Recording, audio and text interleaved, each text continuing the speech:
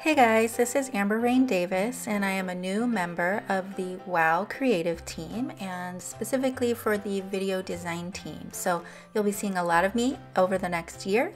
And today I'm going to share a technique to emboss and Copic color on vellum. We're going to be using the Gray Muse Happiness Blooms stamp set, which is just gorgeous. We're going to use two WOW embossing powders, the Earthtone Pepper and Angel Eyes, which is part of the Ferry Man trio. Here are the Copic colors I'm going to use if you want to pause this to jot them down, but I encourage you to use whatever your favorite color palette is. So I have the WOW clear ultra slow drying embossing pad here. This is just a clear sticky ink that dries very slowly so that you don't have to rush to get your embossing powders on. So I'm stamping this on a lightweight vellum. This is actually a 27-pound vellum versus your heavyweight 40-pound vellum. The reason that I'm using that is because I want the background to show through well, and I also am going to fussy cut this image, and I find I get a better result if I fussy cut thinner papers. So here I have the Earthtone Pepper, and I'm just sprinkling that on, and I'm giving it a light tap just to get off any excess. And then I'm just going to funnel that back in from my coffee filter here. And I just keep using the same coffee filter over and over. Everything shakes out really easily. I have the WOW dual speed heat embossing tool here, and I heated it up on the second speed, and you can see it was like propelling itself on my glass mat because there was no traction there. And once before I started using it, I knocked it back down to the slower speed, which has less heat, because that is going to be better for your vellum. Especially this is a lightweight vellum. So I start by preheating the tool, and then I preheat the embossing powder by heating it from the back and kind of start the melting process. And then I'm going to bring it to the front, and you can see that it's melting really quickly by doing it that way. You know, once you bring it to the front, it's going to melt pretty quickly. But you can see my vellum isn't getting warped. So I really am enjoying this slower speed on this tool. So as a color reference, I'll try and keep my cap up so that you can see what color I'm using. This Earthtone Pepper embossing powder is an opaque marble. So if you look at the bottle, it says OM on it. That means opaque marble. So you can see that the base color is white because if you look at it from the back, you can see that the embossing powder looks white, but on the front it looks brown. So the color is at the top and the base coat is at the bottom in that white. So a note about the Copic coloring. So vellum is a non-porous or at best a semi-porous paper.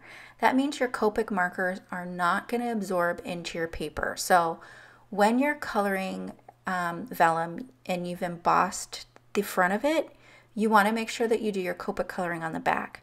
So alcohol markers are a solvent, and they can start to dissolve the embossing powder, and that can damage your tips of your markers. So if you color on the back, it eliminates kind of the threat to your markers. Now, I find that because this is a semi-porous paper or non-porous, the ink is just going to collect without absorbing. So you want to try and do your coloring in one coat.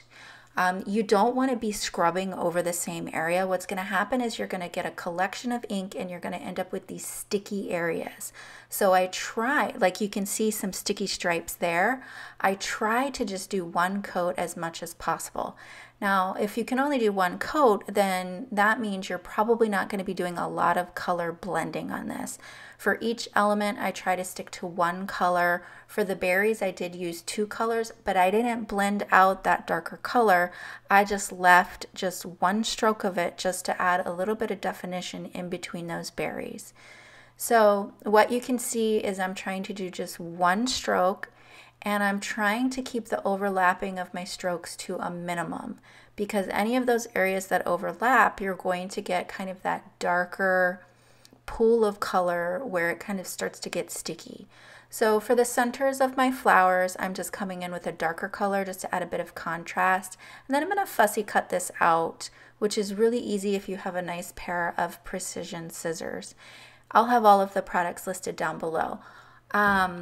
For coloring on the vellum, you also want to choose a marker that's darker than what you think you might need, because the vellum is going to lighten that color, if you will. So I tended to go with darker colors, and you can see that I tested the colors down on the bottom of the page. So here I have the Simon Says stamp, planked background stamp here, and this has such fine lines on it. I love it. So here I've just taped a scrap piece of cardstock to the back of this just so I would have a handle to hold on to. I end up knocking it off the handle because I don't have it taped down too well. But I have the Angel Eyes teal embossing powder here. And again, this is from the Ferry Man trio. So you can't buy this as an individual color, but the other colors, there's a pink and a green in this set. But all three of the colors are gorgeous, so I highly recommend this trio. And so same thing, I'm just going to heat this. Because I knocked off my handle, I'm just going to go ahead and leave it on my glass mat and just heat it from the front. But you can see that even though this is a busy background with the planked design, the lines are so fine that it's not going to be overwhelming when we add this large floral to this background. So I really like this background. I think it has a modern feel to it, but it also goes really well with this botanic theme that we're going to have as well. So really, really nice. So here we have everything fussy cut out, and what I'm going to do here, because my background is teal and my flowers are blue, what I have here is just a BG, I want to say it's a BG 13. It might be the 15 though. And I'm just going to add another coat to the back of these. Now, because that ink didn't absorb from the blue, my marker is actually picking up that ink. And so here you can see kind of those pools of ink there. So that just gives it a little bit more of a blue-green note to it so that it goes with the background. And you can see the dark blue ended up on my tip. So I'm just wiping that off so that it's not contaminated for the next time that I use it. And just adding that little bit of teal to these two flowers is going to help the background be more cohesive with the floral elements. So I've gone ahead and stamped a sentiment, and I'm going to heat emboss that in the Earthtone Pepper. And it really just, it really embosses beautifully. I love this color. It has it's a grayish brownish tone, almost like the E70 markers for the Copic markers, which is my favorite brown neutral color, or the E70s. And this is very similar to that. It's almost like a grayish, purplyish brown. So to adhere my vellum, you know, of course you want to hide your adhesive. So I'm just adding Ranger Multimedia Matte Glue just to the centers of the flowers and to a few of those darkest areas of the berries. And I'm just going to press that down. That's the only place that I added glue. I'm going to leave the leaves just kind of free flowing because I'm actually going to take my fingers and just kind of pull those up a little bit and curl them just a bit. Even though the vellum is adhered directly to the paper, if you curl up the leaves, you can get the appearance of a little bit of a dimension. So that is something that I like to do.